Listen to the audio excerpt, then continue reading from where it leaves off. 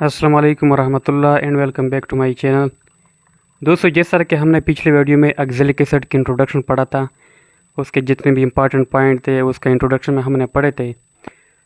तो उसके बाद अब हम पढ़ते हैं sign and symptoms of oxalic acid poisoning. यानी अगर ऑक्ज़िलिक एसिड को हम फेटल डोज में ले और फेटल पीरियड के अंदर, तो हमारे पास कौन कौन से सिम्टम्स ज़ाहिर हो सकते हैं उस पेशेंट पे। इसको हम तीन तरह से क्लासीफाई करते हैं। एक फुलमिनेंट पॉइजनिंग है, एक एक्यूट पॉइजनिंग है और एक है डिलेड पॉइजनिंग।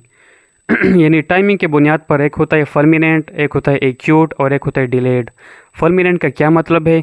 फुलमिनेंट को हम यहाँ पर हाइपर एक्यूट केस भी कह सकते हैं, यानी बहुत जल्दी जो इमीडिएट यहाँ पर यानी अगर 15 ग्राम से ज़्यादा वो डोज लेता है तो हमारे पास उस पर इमीडिएट इफ़ेक्ट शो होते हैं ऑक्ज़िलिक एसिड पॉइजनिंग के।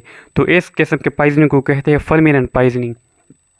जब 15 ग्राम से ज़्यादा लेता है तो उसको इमीडिएट इफ़ेक्ट शो होता है। इसमें हमारे पास कौन कौन से साइन सिम्टम शो होते हैं? इसमें जो इम्पॉर्टेंट है उसमें बर्निंग या सोर टेस्ट इन द माउथ, उसके मुंह में जलने की है वो टेस्ट होता है, इंतहाई सख्त टेस्ट होता है, बीटर टेस्ट होता है। इसके अलावा उसको इस तरह महसूस होता है जैसे कोई उसके गले को दबा रहा है, यानी कंस्ट्रिक्शन अराउंड द थ्रोट।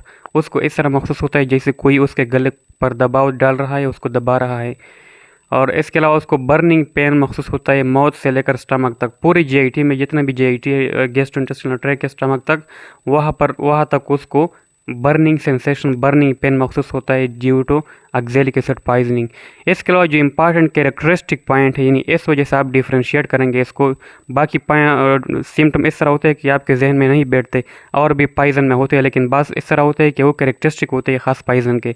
तो ये भी कैरेक्टरिस्टिक पॉइंट है कि यहाँ पर फुलमिनेंट पॉइजनिंग में उस पेशेंट कॉफ़ी ग्राउंड या ब्लैक कलर्ड वोमिटिंग करता है, यानी उसको जीआईटी में इरिटेशन, करोजन चूँकि होता है, वहाँ पर अल्सरेशन होता है, तो उस वजह से पेरू जब वोमिटिंग करता है तो उसमें ब्लड, म्यूकोसा वगैरह सब कुछ आ जाता है।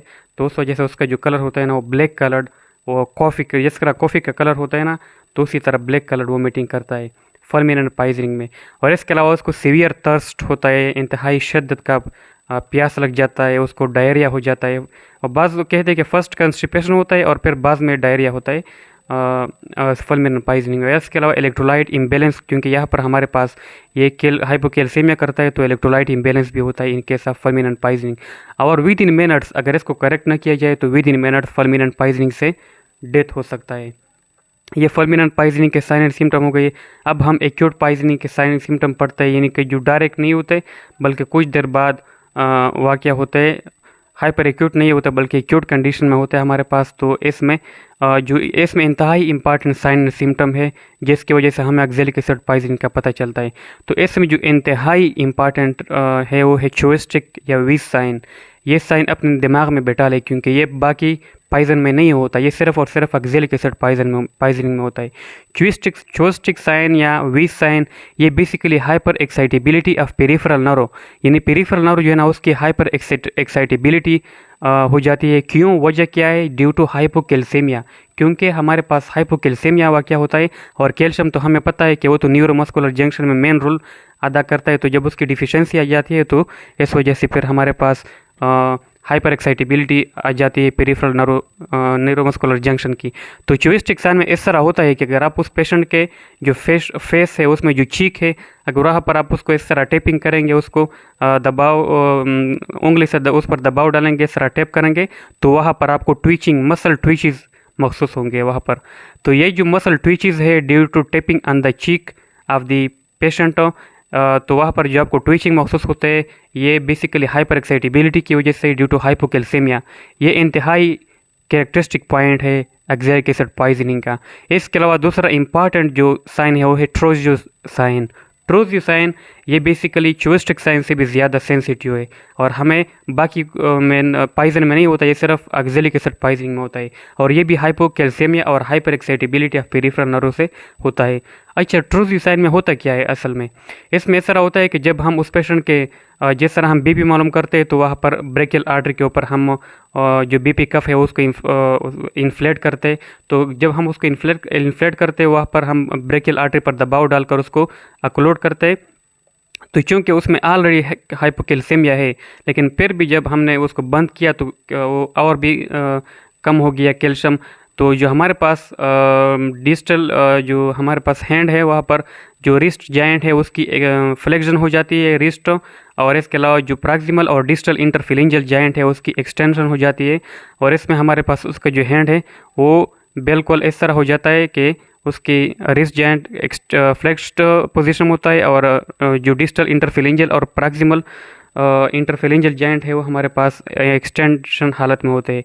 तो ये जो साइन है ये बेसिकली इसको कार्पोपेडल स्पाज्म भी कहते हैं, कार्पोपेडल स्पाज्म या ट्रोजियो साइन, ये कैरेक्टरिस्टिक पॉइंट है ऑक्सैलिक एसिड पॉइजनिंग का। इसके अलावा एक्यूट पॉइजनिंग में जितने भी सिम्टम है वो हाइपोकैल्सीमिया की वजह से होते हैं।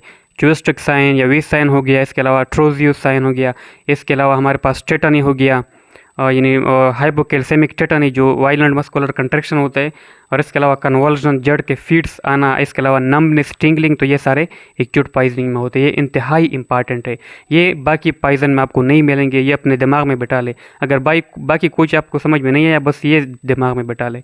अच्छा, डिलेड पॉइजनिंग में क्या होता है? डिलेड पॉइजनिंग में मोस्टली हमारे पास किडनी को जो चूँकि ये निफ्रोटॉक्सिक है तो किडनी पर जो इफेक्ट है वो डिलेड पॉइजनिंग में हमारे पास हमें नज़र आते हैं। उसमें हमारे पास सबसे पहले ये निफ्राइटिस काज करता है, इसका यानी ट्यूबुलर निक्रोसिस जो है ना वो काज करता है, और ये यूरेमिया काज करता है, यूरेमिया की वजह से फिर डेथ होती है। यहाँ पर हमारे पास ये यूरिन को डिप्रेस करता है, स्केंटी यूरिन हमारे पास डिलेड पॉइजनिंग में हमें मिलते हैं। इसके अलावा यूरिन में ब्लड आता है, उसको हेमाचूरिया कहते हैं। इसके अलावा प्रोटीन लॉस होता है इन यूरिन में, उसको अल्ब्यूमिनूरिया, यानी अल्बुमिन जब यूरिन में आता है तो इसके अल्ब्यूमिनूरिया, और ऑक्सिलयूरिया जब हमारे पास ऑक्सिलेट यूरिन में आता है तो इसको ऑक्सिलयूरिया कहते हैं।